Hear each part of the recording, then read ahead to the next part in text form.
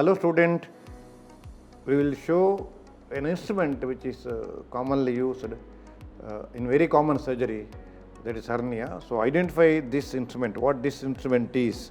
See, look at that, there is no lock here, but see that curved, very holding, like a ring it is, ring. So what is this instrument is?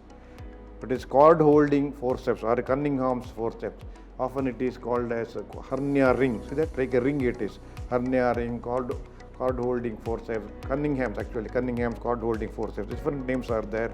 So it is used to hold the cord during open inguinal hernia surgery, where after dissection, once hernial sac is dissected, or during dissection also, cord is separated and held away from the surgical field, so that your dissection will be easier, cord will not come into the picture, you can retract cord well, and somebody with a traction, assistant can give a traction to the cord holding this Cunningham's cord holding forceps or hernia ring as such. See that in the diagram, you can see here cord is, see that you can see here, this is the cord holding forceps.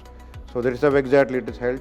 So it facilitates the proper dissection of the posterior wall of the inguinal canal, and to identify inferior epigastric artery and other things, inguinal ligament to dissect clear, and it facilitates the placement of the mesh and suturing, so that it won't come in between your field, and your procedure will be sharper and easier and faster.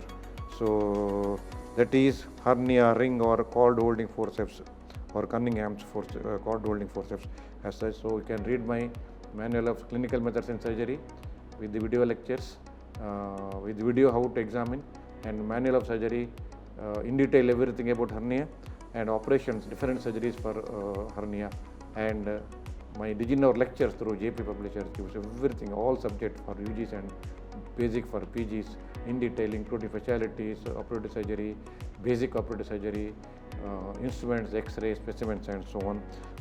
So students, I hope you have understood this basic hernia ring very well. Thank you very much.